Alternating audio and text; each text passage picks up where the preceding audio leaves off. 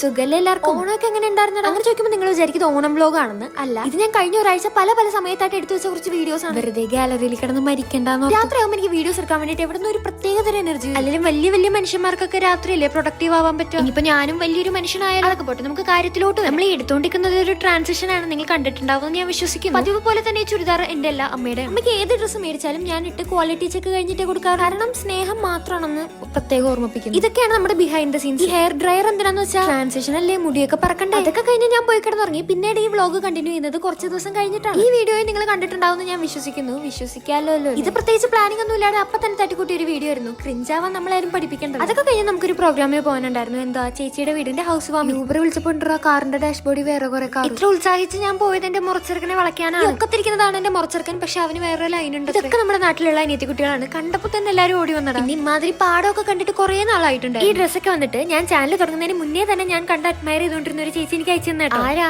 Hi സുന്ദരീസ് എന്ന് കേൾക്കുമ്പോൾ തന്നെ നിങ്ങൾക്ക് മനസ്സിലാവും അസ്വി ചേച്ചിയാണ്. അവിടെ സത്യം പറയാലോ, ഈ ചുരിദാറൊക്കെ എവിടെ നിന്ന് മേടിച്ചാലും എനിക്ക് ഓൾട്ടർ ചെയ്യേണ്ടി വരാറുണ്ട്. അല്ലാന്നുണ്ടെങ്കിൽ എന്റെ അമ്മ തയ്ക്കുന്നതായി. പക്ഷേ ചേച്ചി സെൻഡ് ചെയ്തിരുന്ന എല്ലാ ഡ്രസ്സും എനിക്ക് ഭയങ്കര പക്ക പെർഫെക്റ്റ് ആയിരുന്നു. എല്ലാം എനിക്ക് ശരിക്കും ഒത്തിരി ഇഷ്ടമായി. നിങ്ങളും കറക്റ്റ് സൈസ് കിട്ടാണ്ട് വിഷമിക്കുവാണെങ്കിൽ അസ്വിക എന്നുള്ള പേജ് ഒന്ന് ചെക്കൗട്ട് ചെയ്യാം. ഈ പേടി കാരണം ലെൻസ് ഇടാതിരിക്കുന്നവർക്ക് ഇതൊക്കെ സിമ്പിൾ ആണ്. അതേ കണ്ടില്ലേ?